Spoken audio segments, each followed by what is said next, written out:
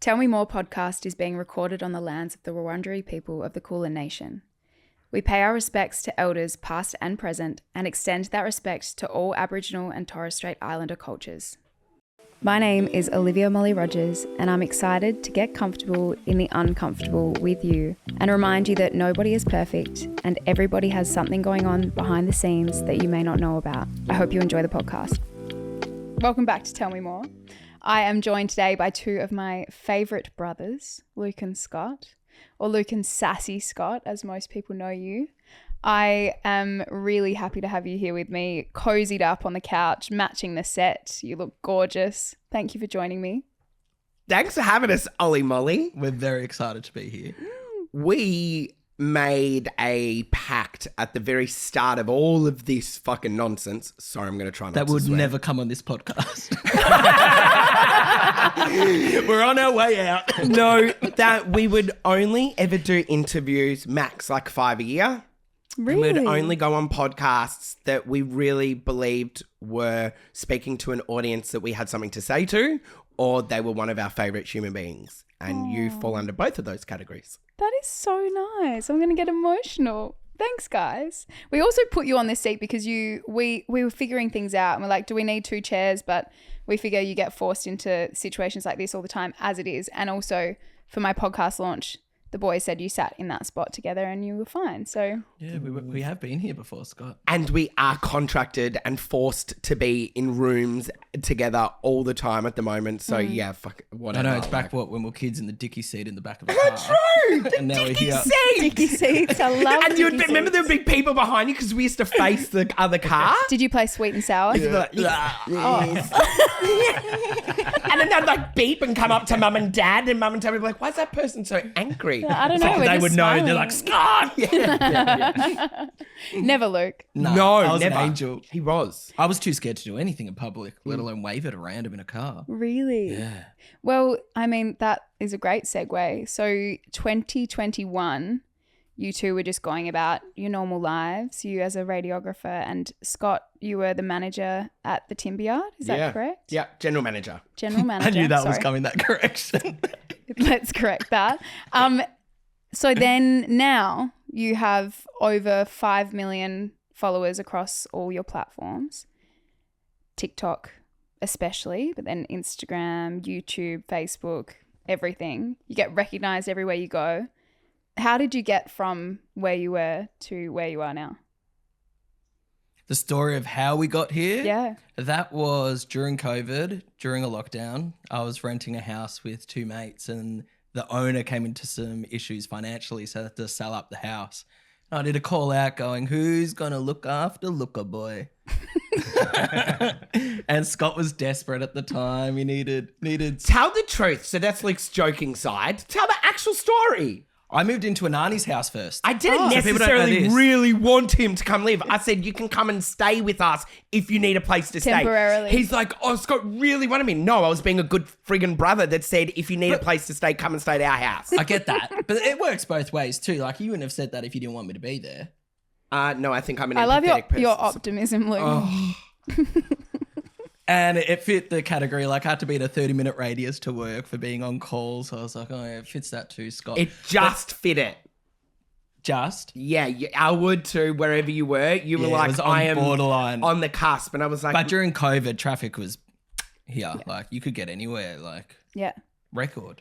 And you were an essential worker. So I was you were- essential. yeah. So I was there. You said it well the other day. Why are you excited about me living with you? It's like I was your token to the outside world. yeah, so deep. And I only realised it the Yeah. other day when we were talking about it. It probably brought us closer together for Luke that reason. goes, you said, Scott, that I made your relationship better when I was living with you. With and whom? Us or Marcus? You when you were living with me, Marcus. Yeah. Marcus, What your I- husband. What I actually meant by it was in that deep lockdown period, we had no real access to what was happening on the outside. And we were fascinated by Luke's stories of working in emergency Yeah. in the hospital and what he was coming home and telling us, because we were both, Marcus and I, were very fortunate. We kept our jobs. And so we were working 9 to 5, even longer by a computer all day long. So Luke was bringing these outside world Just to make it stories clear, us. it was just about like the outside world and sort of driving. There was no patient confidentiality broken there, Scott. Of course. No, but you told But also, you can tell stories without including the any person's name details and about the patient. Yeah. Yeah. Yeah. I used to do that when I was younger. But we were like, is it like zombies? Like, what's it like out there in the hospital?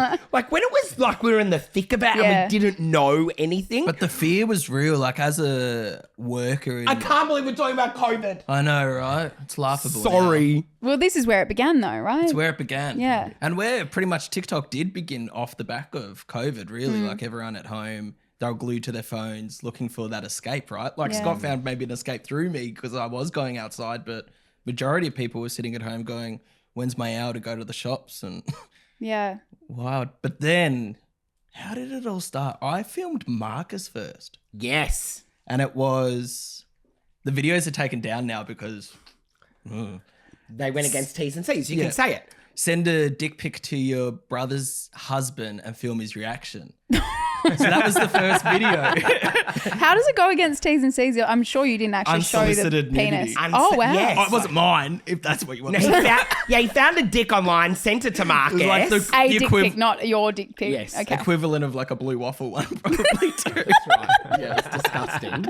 And Marcus is sitting on the couch and he's like, ew, what Luke? And then shows me. And I'm like, obviously, I'm like, what the fuck, Luke's wrong with you? And when you've got a new account and you've got no following, I think that video, let's say, got to 300,000 in a day. So it gave me a little bit of a buzz. I was like, Yeah. oh, This is fun. but I'm pretty basic still too. So I'm like, oh, I can't really think outside the box. I'll just do the same, but with Scott. So I'm like, send a dick pic to your gay To your brother. brother. So he was labeled as gay brother the whole time, not sassy brother. And then Really? that video then blew up. So that got to about 2 million views or something overnight.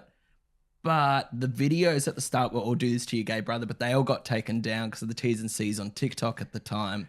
I couldn't distinguish if it was like a derogatory sort of Right. term. using gay in a derogatory way or not. So AI looked at it as anyone that used the term gay was coming from a negative offensive, place yeah. and offensive. So every time Luke said, watch my gay brother or whatever, like it was, TikTok shut it Taking down. down the videos. You'd put up a video, it'd go well, then it was gone by the rest. It's a shame that you can't, just for like from a reminiscent point, you can't go back and see those videos to like where you started and where you are now. I do, because we're trying to build up the YouTube account, So I'm going back. It's all pre-hair transplant videos at the moment. So it's like we've got 2 stages in our life. So all these Yeah. old videes, they're hard to watch. Oh, I feel you. You told me that cringe. last night you were looking at old videos of me and I was like, oh, don't tell me that. Don't ask me questions about it. Don't show me anything. I don't want to see. Like looking back at old stuff of yourself, even if it's been 2 years, Yeah. so much changes and you become so different and so much more comfortable. How has that shift been for you? Because neither of you did any of this prior to your first few viral videos, right? Well, I actually come from a big performance background. Mm-hmm. I did every local theatre show you've ever imagined. I've done every presenting and acting training course. I even studied Meisner, which is an acting technique, for 4 years. What's that? Meisner. So there's like 5 acting techniques that all actors kind of select and choose which one. Like there's method, there's Meisner, there's Stanislavski. Forgotten what the other 2 are. And People will be dying to know what that I is. know. I am. And Meisner is, Sandy Meisner was the founder of it. And it's based on an ethos of living truthfully in an imaginary circumstance. So you're always yourself no matter the scene or the environment that you're in. It takes a long time to learn. I lived in New York as well for a while, studying it for 12 months there. So performance has kind of been my thing. Yeah. But I had a terrible, terrible mentor in New York that made me completely fall out of love with performing. Okay. And she threw me off the cliff pretty much, my mentor. It was terrible. So I had said goodbye to performance. I was done with it. Even though I loved it, I was done. And I would call it 10, 15 years later, this started happening, which I've now learned, even though it's just myself, in these videos, there's no script attached, there's no setup attached to it. I found that I'm performing again, and there's a part of it that I enjoy. That's good. Even though I'm not acting in it or anything, there's still a performance element. Yeah.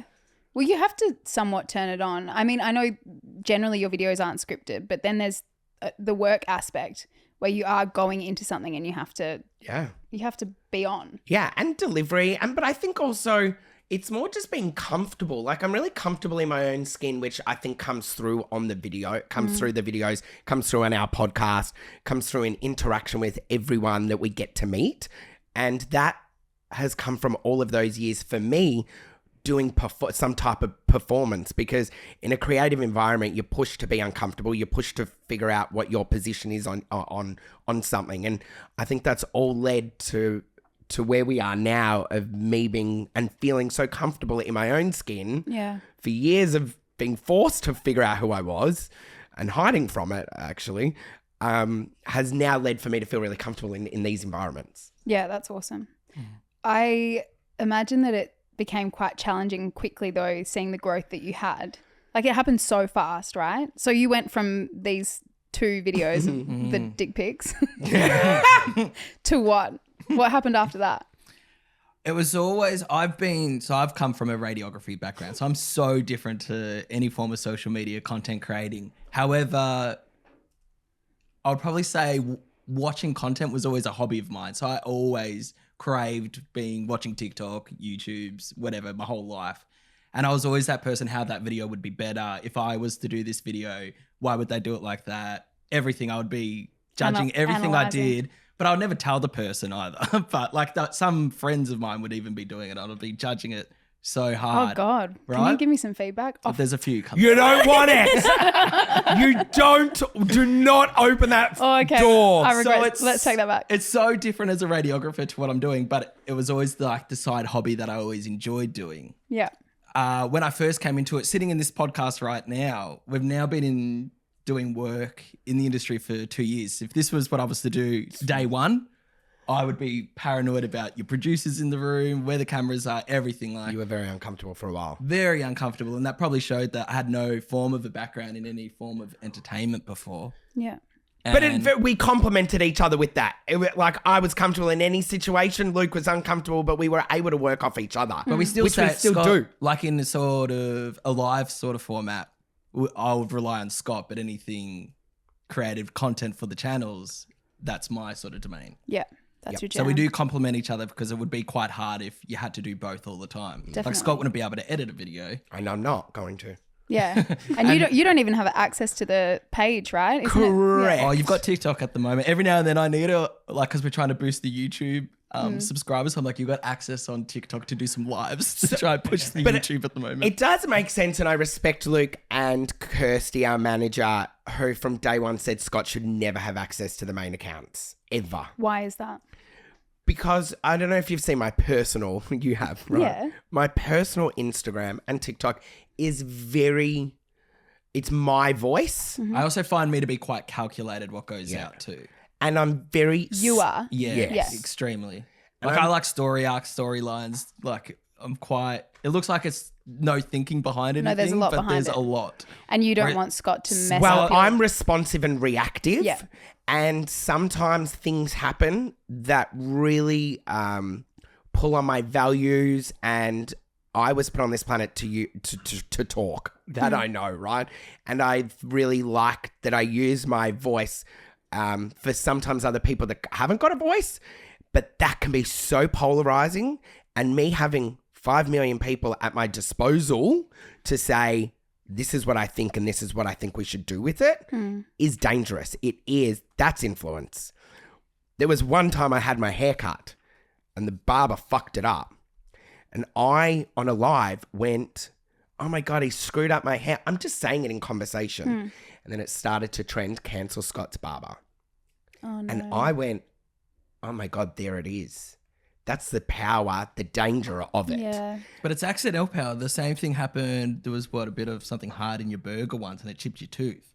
And I wasn't even thinking then. So I'm filming it laughing, going, ha, Scott's got a chipped tooth. But I couldn't tell that you could see the whole which business it was. You could figure it out. This poor person's And so business instantly. So they're was- messaging us going, "Oh, we're so sorry. Like, please take down your content and all this stuff." And you're like, "Oh, the damage you can do now is so different." Yeah. You have to be aware of so many things that you wouldn't have thought about before. And sometimes I'm not aware of it and I don't let that be the impact of me talking about something. I go by what my value is, but to our audience and that many people, they haven't subscribed to that for me. They've subscribed to the Luke and Sassy banter.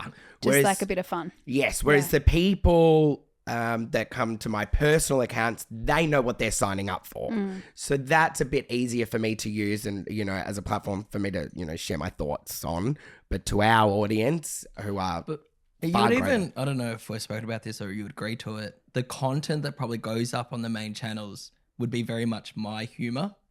Maybe not so much Scott's. Definitely not mine. You So never let me if- do anything I if want to we're- do. That's the thing. If we're both doing content. I'm like, can we do this trend? And he's like, absolutely not. I'm like, but they're dancing and they look cool. I want to try it. And Luke's like, no. And I'm like, like the stuff he pitches that we should do. Oh my god. so daggy. I know. But I never really cared about that stuff either. Like, No, but meaning if you had access to the account, the It would stuff be you really would different. post would be very jarring to what people are used to. Start keeping your lane, like find your niche. We would have 20 niches if all of his personalities were. And I would developed. share everyone's cancer stories and GoFundMes. Yeah. Which I love. I think a lot of people from the Luke and Sassy Scott page wouldn't, you know, you're saying they only subscribe for like the fun side. I don't think they know what a passionate, caring, kind, you know, down to earth person you are because they just see you flying off the handle and Luke knows exactly how to push your buttons. And And that... edit a video really well. And, That too. and that was a really big driver of us getting a podcast, starting a podcast, because... And I fucking come from a marketing background, right? So I knew that what Luke was doing to me after it, like, because I didn't know for a while until people started to recognize me on the street and they're like, yo, Sassy. And I'm like, what is going on? People started to give me free coffees and open doors for me. And I'm like, what is happening? And Luke's like, oh, we've got 1 million followers like on TikTok and it's blowing up. Yeah. And then that's when I started to, and then he goes, Selena Gomez follows this. And I was like, okay, I'm in. Like, what's going on? Like, yeah, this is the real deal. Do whatever you want. Yeah. But part of the reason why we started a podcast was I'm like, people are only getting, and I would say to Luke sometimes, like the overwhelm was real, that I'm like, I have a response to almost everything and anything, right? And that's just a part of who I am. It's not who I am. And have it going to a podcast allowed us to have a bit more of a conversation and show a little bit more of ourselves. Yeah. And I was skeptical about whether people would follow us. They watch 1 minute of us, but are they going to listen to 20 minutes or 25 or 30 minutes? And they have. They've followed, which is incredible. And it's been a resounding response of people going, wow, we didn't know Luke and Scott had those values or thought like that. Oh my God. So it's allowed us to open ourselves up. Yeah, that's awesome. On that note, I think like the night that I met you, I'd only seen your videos online, obviously, and I met you at an event and straight away I was like, oh, you're really kind. Right. Which sounds bad that was surprising, but I think I think a lot of people have blown. I experience that every day. People Yeah. go, "Oh my God!" Like I thought you were gonna yell at me or something. yeah, but it's just at Luke. So different. And that's the Yeah, relatable part to it, right? definitely. The first night I met you, I don't think I've ever told you this. Oh God. You thought it was Olympia Valance? Yes. Does that happen to you? I've had that a bit, and I don't know necessarily if it's because I don't think we look super similar. Maybe there's something similar, but maybe it's like the Olympia, Possibly. same but different. But you were so ethereal in that room. Do you remember? And I said, "Who the fuck is that chick?" No, you said it's no. Olympia Valance. I'm like, I don't think it is. And I walked up to you and I went, "Hi, I'm Scott. Yeah. I think you're beautiful." yeah, you said, what do you do? What's going on? Yeah, who? And, oh my goodness. And I just thought you were so striking, but striking from an energy perspective. I'm such a reader of energy. I can pick apart a person and find their Achilles heel in 2 seconds. And if your energy is off and I find you being a toxic human being in a space, I'm like, oh, be careful, because I'll protect everyone around you. I'll pick you apart in 2 seconds. I love that. But if I see an energy like yours, I just get excited by it. That's so nice. Oh, see what I mean? You're so kind. And then he got in the car and he unleashed. That bitch. I've had actually only one said anything second. bad about you. Ever said anything bad about you? Do you ever struggle with imposter syndrome? Going from these jobs that you had that were, you know, everyday jobs, you're very down to earth people that surround yourself with a very tight knit family, and then suddenly you're launched into this different world. I hate people talking about any form of it because it's almost straight away, it's a difference between you and that person. Like it's something not everyone gets to feel, and it's something I never wanted to feel. So I'm very, to this point, want to be naive to it and not think about it. And when people are looking at me, it's because I'm When you familiar. say it, do you mean like The imposter syndrome, the whole, okay. the celebrity factor to what we're doing. Yeah. I see it to what we're doing and where we are as the byproduct of what we're doing. Mm-hmm. I like making videos. I like looking at the numbers, the analytics of it. Yes, I like getting invited to cool events every now and then. Getting flown to LA to meet Which Selena I Gomez. Right? hate the event side of it. Really? I'm so over it, Ollie Molly. I can't. Like that F1 glamour on the grid, that taught me a lot. I'm really overwhelmed. Oh, no, that is a very overwhelming And event. I just went, 500 people have all just said congratulations to me for about being a dad, right? I think though you hadn't been to an event in a while, and that event is so intense. Like you're really only in it for 2 hours, and you can't walk I stuck anywhere. with 5 people and that was my 5. I'm not talking anymore. No, that's fair because you can't move anywhere. My gown, I'd try and ruined take it a for you. step, and everyone would I'm on step it. on my gown. I and I'm think getting at one launched point I just grabbed her and I was like, move, bitches. Like, she's coming through. like a bridesmaid. Yes. You look like a little gremlin holding it. But the only other thing as well, stuff that people in your day-to-day life will say to you is something that creators would never say to each other. Say a colleague at work would always, and friends and family, like your 15 minutes won't last forever. Like, oh, this won't last sort of thing. They say that. People love to say it to us. Oh, we get it all the time, nonstop. Really? I'll probably get it daily if I'm around Yeah, friends and family. friends and family and colleagues at the hospital, where it's such a negative thing to hear. It's hurtful, Like actually. if someone was to go get Yeah. another job, like in radiography, or even like a plumber gets another career, if anyone said to them, oh, have fun doing, like, it's probably not going to Good last, luck. like, good luck. Like, it's just never said, right? You just wouldn't. Correct. But I think it's people that don't necessarily understand the They hard. think it's a positive thing too, saying it. They don't know that it has a negative connotation. Yeah. But or like enjoy reading it the while it room- lasts, kind of thing. Yeah. And the cutest thing thing to about it respond to. is, this is where I guess my confidence comes in. I'm like, well, we're 2 years in and we're only getting bigger, Yeah. right? That's the reality. And sure, there's a humbleness side to it, which I find that we are by going, I can't believe we're here and that these incredible opportunities come our way. That's the imposter syndrome. But with going, what I'm saying, it's what? not the thought that we're saying, no, we're going to last in this career forever. Correct. It's more so we're in it for, we don't know how long. So when you hear those sort of negative aspects, then that's what plays with your head a little bit. Oh, and once Like you start we probably thinking have like maybe that- like a 5-year goal, who knows? And then Yeah. we're out because whatever, we got what we needed from what we're doing.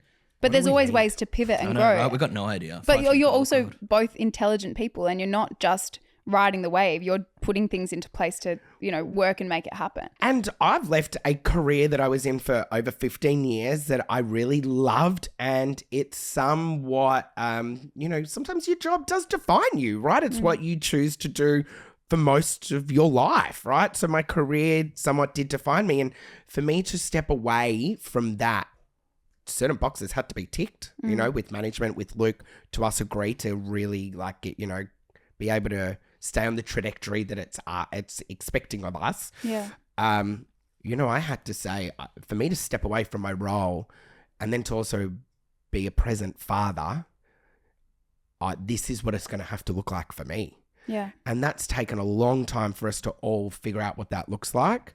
I did step away from my role at the end of last year. I'm now a dad as well. So that's Was it added. only the end of last year? Yeah. Wow. And that was the imposter syndrome, Luke and I have kept our jobs up until what we're in April. You still have yours, Luke. Yeah. So I was running a really large venue 5 days a week with a big team, and it was because of the amount of people that said, this is all going to be over tomorrow. Hold on to your backup plan. Pretty much. And then the overwhelm of expectations you put on yourself, expectations we put on each other, then the overwhelm of people out on the street who I love meeting and talking to, then trying to walking in here, you had someone screaming at you like, congratulations on the kids. Yeah. And I'm trying to hide, but I'm like on my top, it says in my uncle ear. I'm like, oh God.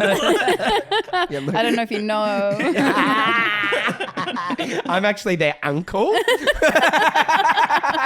He's their dad, but I'm the uncle. I got some cute pics with them today, though. Yeah, like I kept the role because I didn't believe that what was happening to the level it was. And we were lying to ourselves every day, going to full-time jobs and making a video here and there, and brands were paying us like really large sums to make a video that we were like, oh yeah, we'll do it. And we did it, but we still like, what's the backlash? Didn't believe that this was our life and our reality. The other hard thing as well, say coming from radiography, working in a hospital, like you always think the grass is greener, but you always know the next step, and you can kind of get to that next step somewhat, not easy, but in this industry, like where does it stop? You don't know. So you never feel like it's really, you've succeeded at all. There's no way to look back and reflect and go, yes, like we've ticked a proper box. But also it's like, once you get to one big thing that might have been your goal, you're like, cool, what's next? Like it's so hard to not think that way because the goals just keep growing. I have realized my privilege way more than ever before in my life. And Marcus, my husband, one day said, Scott, you got to realize you're not the victim anymore, right? Like, or the minority group. Like you can't play the poor gay card, right? Not that I was, but he's like, you've got to now realize you are a man of privilege. And once I really took that in, I could see and be more present. I could see these incredible opportunities that were coming our way. I've had about 5 moments last year where I was driving home or to an opportunity that was mind-blowing, right? And I was like, I want to call someone to share it with. And then I went, no, Scott, share it with yourself. Be really proud and happy with yourself. You don't have to call up somebody to go, guess what's happening right now. What do you think's been the most challenging aspect of what's happened over the last few years? Oh, Scott's hay fever. That's been really hard for me. That's such a powerful question. I think I cry so much lately since becoming a dad. You're also living off like 3 hours sleep. Yeah. I think one thing has been really challenging, which has been how much behind closed doors we still are experiencing and going through, even as brothers in a family. And I'm aware that people want a part of us and people don't care, and I'm comfortable with this. And I know that this is what we've signed up for. People don't necessarily want to hear that 2 guys that are getting flown around the world by fucking A-listers and getting massive opportunities thrown their way are still actually struggling to keep sometimes their head above water, keep our mental health in check, stay on top of my daily life admin shit as well. I, have to water the garden still, right? Like fold clothes. Sure, we've got more support and help, right, than ever before. What support do you have? Nanny, a cleaner, a gardener. Sure, shut up.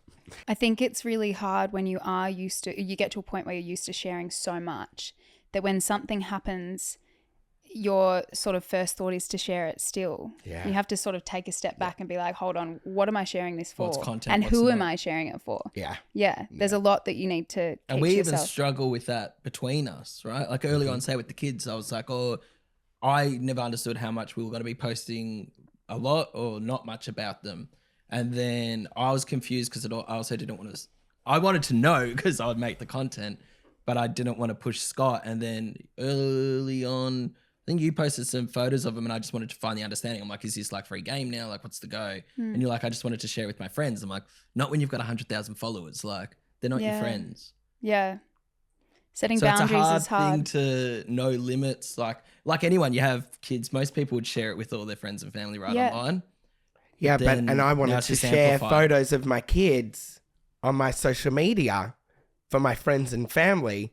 It just goes that there's hundreds of thousands of There's millions lots of of other them. people, Yeah, right? and nothing that we're saying is probably new. And anyone listening right now, if you were to push into this sort of career or environment, they would be feeling these exact things too, but they just don't experience it. Well, and there's no rule book as well, and you're sort of learning as you go because you don't know how you're going to feel in a week or a month or a year, and you might feel differently about sharing as much as you do then. I change all the time with what I want to share and I backflip all setting the time. boundaries. Yeah. Well, I also look back at old videos of us and I'm like, what the hell was I thinking? but I see. I don't look at what others do, and I don't look at what I've done Is it just how you're feeling in right the now? moment, in the time. Yeah, and We've even spoke about like inside voices. So I'll think about everything before I say it. He thinks I'm lying and there's no thought process. He thinks I just say that. Like he's got no concept of... I say what I think. Luke thinks what he says. Maybe not exactly a sentence structure, but I'll have the theme of what I'm about to say. And I'm like, you're lying. Like, you think about what you're going to say. And he's like, so you know how just you just say think you're and in the not right. think. And I'm like, Yeah. yes. It's so, if you want to find the yin and the yang, the difference between us, we were in a car, I don't even know where, and it came up. And he's like, wait, what? So you actually don't think about what you're going to say? And I'm like, How did you not stop. know that about I'm like, him? so you think about what you're going to say? I'm like, listen to your voice in your head, Scott. He's like, what? There is none. It's out already. Yes. And what I adore in that though, and I've loved this, call it coming to Jesus moment or self, whatever. A lot of my life growing up, I was told, you're too much, you speak too much. That bore, like I just wasn't allowed. I tried to fit in, but I wasn't allowed to fit in. People didn't let me, right? And I just kept going, okay, I'll go in that door then, right? Like I just kept like going. And now this resounding response I get online is, Scott says what I think. And I love that, right? And it comes See, from a people very... think and they've got voices in their head. But it's Scott. very positive. Do you get? It's very positive Yeah. what people say. They're like, I love it. He says how I think, and yeah, like I just want to go on a tangent here because that's so different, but it's somewhat similar. I saw a video the other day about counting sheep when you're trying to go to sleep. Yeah. And a lot of people do it differently. Like I've got it that it jumps over a fence. 1, 2, 3. It's jumping over the fence. I'm counting. Whereas other people see them in a whole paddock and they're like 1 randomly, 2, there's 3. Mine jumps over a fence. What's do your you, face Scott? like that for? I've never imagined it. Do you just think it's what people say? Have you ever counted sheep? Can you think? Can you think? I meditate Yeah. deep and hard.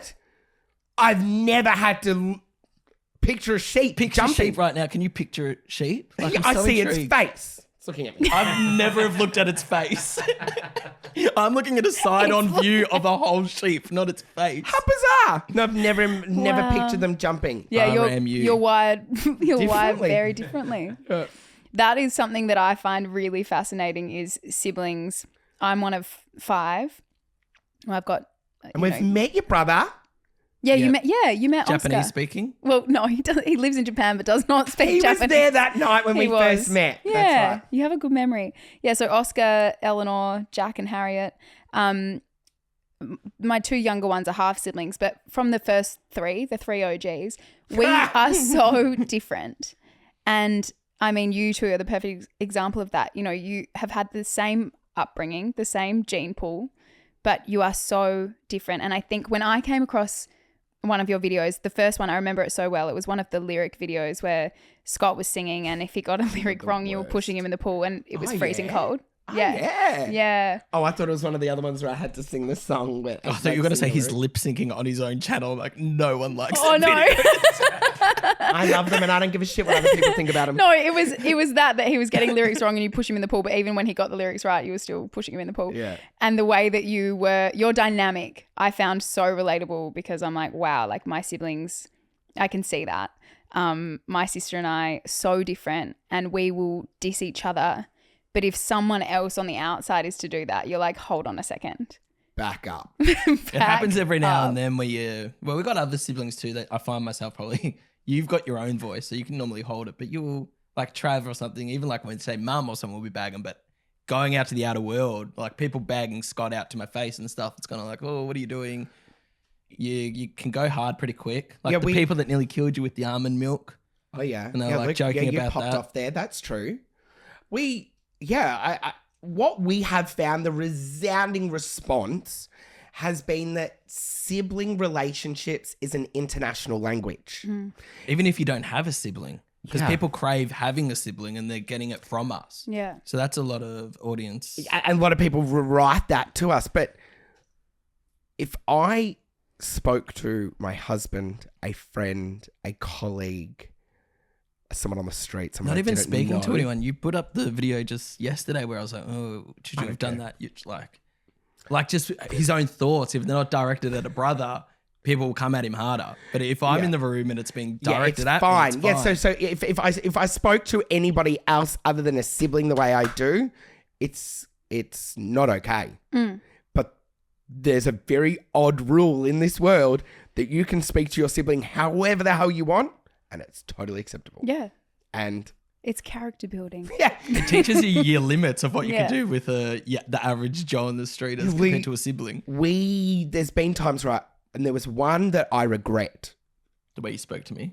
No, what I did to you. In a video, and we really fought. We were really fighting. I spat at Luke. And I regret it, right? And afterwards I said, that gets canned. Like, do not put that up. And he was so angry with me. I was like, he absolutely said, not. I'm going to put it as the clickbait at the he start goes, too. I'm going to make the world hate you, which again is a terrible pressure, right?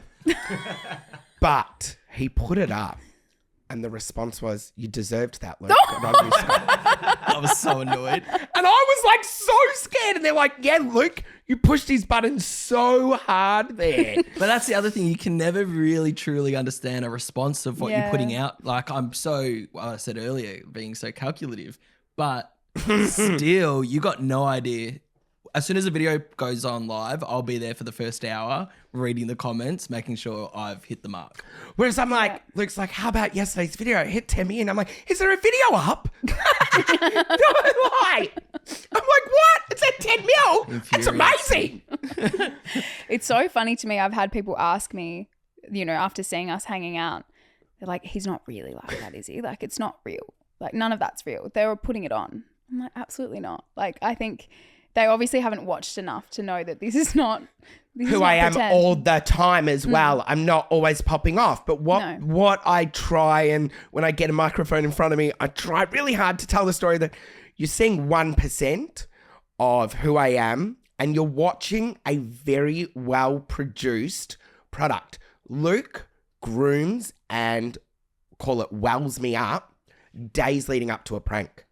He will do things around the house that he knows would just get on my nerves, and he'll do this for about a week. He'll leave milk on the sink, kitchen sink, poured out. This is basic things, and he'll that go to work. Do really, right? And I'm like, is he serious? And I'll take a photo and send it to Marcus. I'm like, I'm done with him.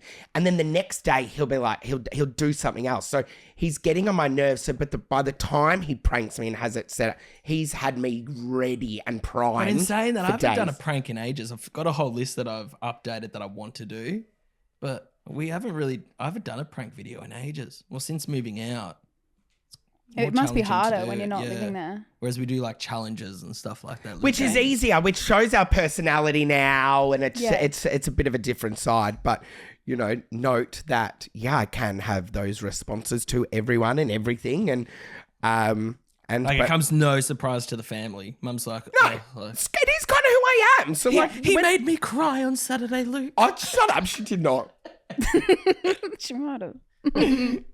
How has the transition been for you becoming a dad to these beautiful twins? It's only very recent and raw. Yeah. They've just turned 10 weeks old. I've become that parent that talks about how many weeks they are. No, but weeks are important. Yeah, at the moment they are.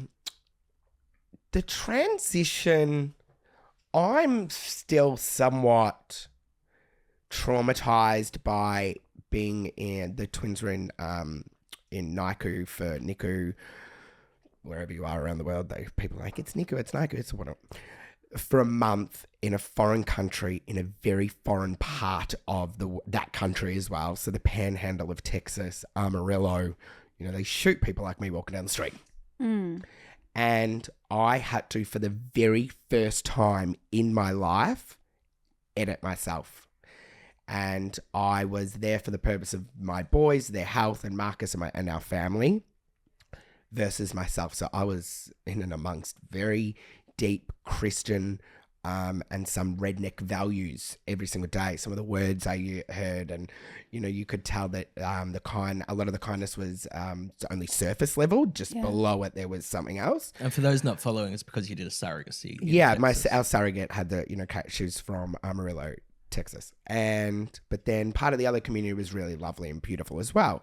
So that was quite traumatic, having to really put all of your time and attention into something so unique and different and foreign, and not be yourself, and be very, very cautious about how you went about yourself. Then just watching babies in an incubator who are being put back on oxygen and degressing and then doing well each day at a time was really challenging at times. So we've not long been back. We've been renovating, that wasn't finished by the time we got back. Like, there's been so many extra elements into my life, which I was saying before, that people don't want to hear about what my daily problems are. But the transition to go, hang on, where does all of my attention need to be at the moment? That's on the twins. It's on my relationship with Marcus and my relationship with me. Plus, there's a commitment with Luke, and clients and stuff too. So finding my balance has been very difficult. Finding my boundaries is where my focus is at the moment. I don't know what they are, but I'm searching for them hard. Yeah. Well, it's still early days. So I think you just need to be really kind to yourself. And thank you. Take it as it comes. I think you're doing a great job. Thank you. It's hard. And what I don't think people talk about is when parents, and especially mothers, I take my hat off to them. Luke was like, try not to swear on Ollie Molly's podcast today. It's okay. I've said fuck 47 times, I think, already. Audience, I don't think other swearing. Yeah, he's like, Scott, come on. I take my hat off to mothers. What a baby requires from you is astronomical. Now, mine's even heightened even more because there's two of them, right? It's so demanding, and Luke and I touched about this on our podcast the other day, and it hasn't gone out yet. But when people say, "Oh, the sleep deprivation's really bad," that they put a full stop there. They don't continue on. And what I think is really important is to talk about that next sentence. What's the follow-on from that statement of the sleep deprivation's really bad? Because from what I've experienced and what I've spoken to other parents about is the decline of your mental health is so fast that because of the sleep deprivation, that it was really traumatizing how fast my mental health declined when the boys were discharged from hospital, and we had, about 2 weeks there. A week in a hotel room was really bad. And, because they're preemie, they were 2 months preemie, so they're not allowed out in the outside world. And there's all these like discharge notes, whatnot, but not sleeping for 8 days straight was so hard on my mental health and Marcus's that I'm still traumatized by where my thoughts went. And I don't think parents talk about that, but every parent I have spoken about, they're like, yeah, that happened to me. Yeah. That's normal. And I don't think people are normalizing that part of parenthood. Yeah. That's the real challenge, that sleep deprivation and the byproduct of sleep deprivation. I think we need to probably soften a little bit more and be a bit more, what's the word? A bit more empathetic towards one another and parents, because it's tough and it's hard. And again, take my hat off to all mums out there, or the parent that is probably the full-time parent that's raising the children from being infants, like it is difficult. It's hard. Even when they are lovely, good sleepers and eaters, it's still hard. Yeah. One of the hardest jobs in the world. My And I was God. up till 2 a.m. editing videos last night. So that's how you understand, Scott. You're like, I relate. You get it. No, it is one of the hardest jobs in the world. And I think there's this pressure to always acknowledge your gratitude and your privilege because you have the kids. Yeah. So I think a lot of mums feel like they can't complain. But if they don't, then no one else can see that they're not alone as well. Yeah. And it's a really common feeling. Marcus and I also found, and I challenge you if you're a parent listening now, to find the joy of your babies and or your children. Because when Marcus and I were pregnant, 6 years in the making, people only like to tell us about the negatives. People really struggled to find the joy in being a parent. Good luck getting sleep. They really only liked to Good luck talk having about like a nightlife now. the negative part of being a parent. And Marcus and I kind of, let it go in one ear and out the other really fast and not impact or change our perspective on becoming parents because it was 6 years in the making. We just couldn't wait to get them here. They are so cute. I'm like, they change every day. I'm fascinated. Like Obed Oliver's just learned he's got a tongue, so he looks like a lizard at the moment. He's like looking around the room. That's the joy, right, in being a parent. I could talk about all the negatives, but I challenge parents to try and find the joy in their kids because I found so many people could only talk about the negative in being a parent. That's really good advice. A good segue too. I want to get you two to do something that I don't think people usually ask you to do. Kiss. I'm not Don't kissing make us my brother. hug. I'm not putting my tongue out Hold to hands. Scott. I want you to hold We're going to hands. have to do that trust fall thing, No, 'cause and it's not happening. If you draw attention to Scott with my hands, straight away it's going to be my nails are too long and my hands are very clammy. No, you don't need to know hold why hands. you don't cut your Well, nails. wet they are. Oh, I've got clammy hands too. So clammy. Like, look at the shine on them. Not like day to day, but anytime. I'm not nervous, Wet but all there's the something time. about this that I get clammy. Anyway, it's not that. It's not touching. It's nothing like that. But got us already I think touching. people, that's true. I think a lot of the time people sort of pit you against each other and want to take the piss and have a joke. But I would love for you to tell me, and Luke can go first, what you admire and love the most about each other. I reckon I touched on it earlier. The parts that I find I really struggle with, I think Scott excels in, and it makes me feel comfortable in areas that I would not normally feel comfortable in. Say in a live sort of show or anything where I'm having to perform straight away. A lot of the attention can go to Scott where it's not focused on me. Yeah. And then I can come in when I feel comfortable, and then ultimately that makes me feel comfortable. So I feel like you admire that, but what do you love about him? What do I love about him? Yeah. Making some money off him now. Come on. Be genuine. You can do I thought it. my first answer was good. No, it's good, but you can give me more. Scott's empathy to people he loves, I admire because it's something I struggle to show. Yeah. That's a good answer. I might have the same empathy, but I don't show it. Yeah. Yeah. Okay. Scott, your turn.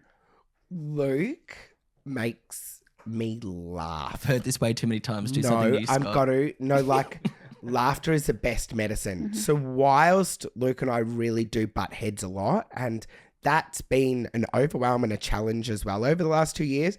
However, there's times where he's probably one of the only people that can actually make me belly laugh, and that's my medicine, right? The other... The other he's stupid. He taps into my stupidity. Like, I love those 90s, comedic sitcoms. Like you said it before, Something About Mary, Not Another Teen Movie. That's my comedy, right? That's what makes me actually really laugh, stupidity. Yeah. Now, the other night, I haven't laughed like this in years.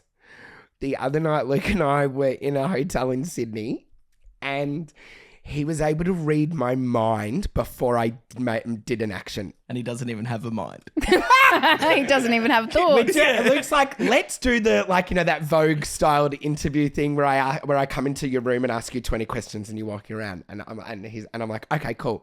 He's walked to the front door of the hotel room. And I was, Now, I know Luke gets really awkward in environments where he hasn't got the control. And so I've said, open the door. And I wanted to just lock him outside the hotel room, and I knew that would make him more uncomfortable than anything else on this planet. Like him going, please let me back in, and me laughing on the other side. As soon as I opened the door, I knew what you would do. Joy. He's so opened the door predictable. and he saw what I was going to do in just like a split second.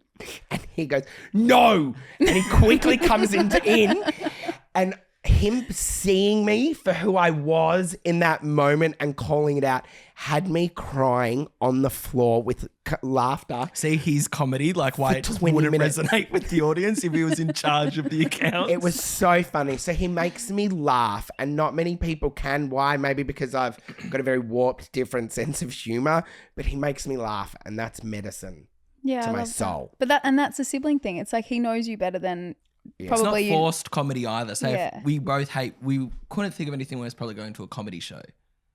Like, I walked out at the last one we went to together. we did. Stand up makes me. Yeah. It's hard to watch sometimes. I want to finish with a segment called Oranges and Lemons. Yep. Yep. Your I lemon. just had to picture an orange and a lemon. I'm like, that's the difference. Oh, he's thinking. Or did you just see an orange lemon? Yeah, orange, lemon. Like the lemon is orange or... No. No. Your lemon is something a little bit more negative that may have happened today, may have been the last couple of days, and then your orange is something positive. Wait for that plane Yep. to go. You got one? Who wants to go first? I No. can't even think of one. You can't think of one. Nothing good, nothing bad. It just is. Are you kidding me? What? Something negative that happened today? Oh, today's easy. I was thinking of the positive. I'll give from you today one. as well. The This one. negative is... You've got one? Yeah, so is that the orange or the lemon because it's a sour lemon. taste? It's lemon, yeah. Oh, yeah, my lemon one would be... We're touching on it earlier, the transitioning, Scott having the children, even if they're not in the content, how we go about filming with them in the house, the energy we bring to the environment. Scott's got a nanny there. We got to respect her position of where she is in the house as well. So us acting like complete idiots in another room, being a bit loud, the effect that has on everyone else. They're not my children, so probably my care for it is different to Scott's. So we're really butting heads on what we do in the house now. You have to make sure it's a safe space and environment for everyone, Yeah. you know? And that was even a challenge with Marcus when he was living there. Like, the crap that he's had to hear and experience would have been really impacting on him. But now there's two babies and somebody who it's their work environment, right? So we have to find that balance. Don't know what that looks like yet. But I don't want the content to be mundane either because we're being mindful of it. And I have to wear everyone else's hats in this as well, not just my own now. Give me So back that's my your lemon? Is that both of your don't lemons? take my lemon. My lemon is probably, I don't know if this is a lemon, but you know, Marcus didn't sleep last night. He had really bad anxiety this morning, and that's really hard to turn up for someone. I've suffered from, you know, hypertension, anxiety, you know, my whole life, and you know, I manage it in my own way, but not being able to help him in a morning like today and watch him go off and start his week off like that, I'm just like, oh, what can I do with that? And that's really hard to sit with. When he walks off, I'm like, oh my God, the poor guy's just given me how he's feeling, and I don't know what to do with it. I don't know how to fix it. I don't know. And I'm a fixer. I'm an intentional People pleaser. I intentionally get involved in people's problems to try and help them. And so that was really fracturing for me. That was my lemon this morning. Fair enough. What about oranges? My orange would be, happens every now and then, but not often, where I'm on top of a lot of things in my life. So I feel in terms of everything with our management group, I know what's going on. I'm across everything. My house is clean for once, I feel like, for ages. Well done. That's a big huge. mission for me. That is big. He said to me last week, he's like, the one thing I miss living with you is the cleaner. And he goes to me, I think I realized that you guys washed my clothes as well. Because, Only just now. Yeah, because he goes, But all I my reckon I did clothes are wash my piled clothes, but up. I don't remember drying them. Like, where's the clothes hanger?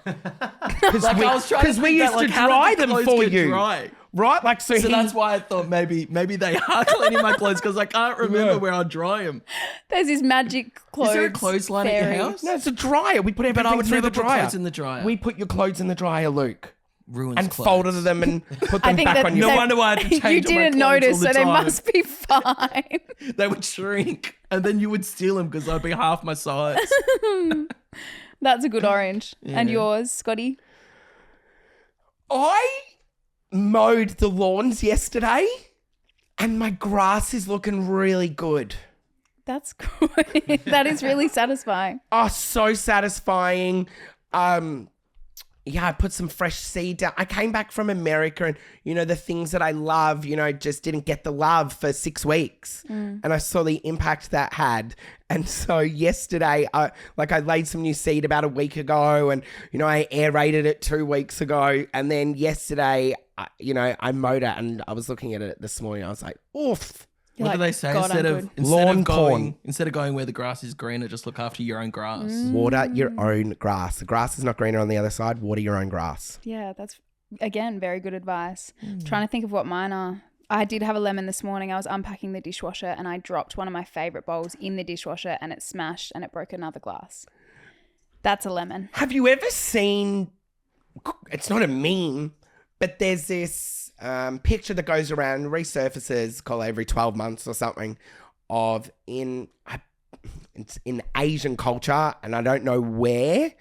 I believe it's Chinese, but maybe it's Japanese. It's when something breaks, they put it back together, they glue it back together, and it becomes stronger, and it shows it's true life. So it's even stronger by sticking it back together. But do you think a bowl? No, fuck that. That's too much time. Like, what if I put soup in it? It's just going to come through. No, so they glue it back together or something, and it's actually showing its imperfections, and its story is strong. It's stronger for it than what it was before it smashed. You've got a weird For You page.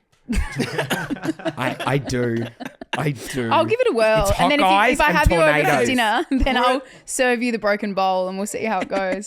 Lemons and oranges. My orange is similar to yours, Luke, is I actually, often on a Monday, I wake up really overwhelmed because I'm like, I have so much to do. But I had a quiet weekend and I got ahead of things and I'm feeling zen and organized and like, my grandpa used to say to himself all the time, oh, it's good being good. And I felt like that this morning. It's good being good. Writing that list, I did it to you yesterday, right? I wrote our to-do list for today. So it was like a clear schedule of what the next day looked like. I don't do that often. So maybe that was really good. helped. Yeah, it's a good feeling. But I just have to say also an additional orange is, I know mine's the same. It's time for lunch. I am so grateful that you came on. And like you said, I know you don't do this a lot. So it means a lot that you took the time out of your crazy schedules and dad life and uncle life to be here with me. This conversation was the orange. Oh, That's so true. And just to tap back, when we first met you, we were these scruffy guys from... And I'm sure these listeners will understand too, but what Scott's going to say comes from me as well. I know what you're getting at. We were really scruffy and rough around the edges and possibly still are. We come across people in this industry that I despised before I came into it and still despise now. Right? You go, oh, you are what I thought you were. And there's a rare few gems here in Melbourne and Sydney or Australia that we're so fortunate that have been put into our life. And you are one of them. We feel so comfortable around you. I admire everything you say and you do. You're not a product of your environment. Luke and I were talking on the way here. Luke goes, be careful what you say about runners. Like people that That's run. not what came up at all. If you want to go down that, I can do that as well. I said no. What you brought up was the Get Ready With Me crew. Running isn't. I said running isn't Olivia's personality. Right? You are this beautiful beacon that has so much goodness happening around you and ugliness, and you share it all, and you don't let one thing define you, right? That your running isn't your personality, but you're a runner. Getting ready with me is not your personality, but it's part of who you are. And, we admire and are so privileged that you've allowed us into your life, because we came into the industry that we look at as a fucking powerhouse in it, right? We really do. We admire you and the work you do, and we see it. And you've allowed us into your tribe, and that we're really thankful for. Oh, that is so nice. I don't know what to say. I'm overwhelmed by how kind you are to me. Just take it. Thank you. I appreciate you. Thank you for coming on. Anytime. You're the best. Thanks, guys. Thanks for listening to Tell Me More. This show wouldn't be possible without you. If you'd like to show your support, please subscribe or follow the podcast on your favourite platforms. And don't forget, you can watch full episodes on YouTube and Spotify.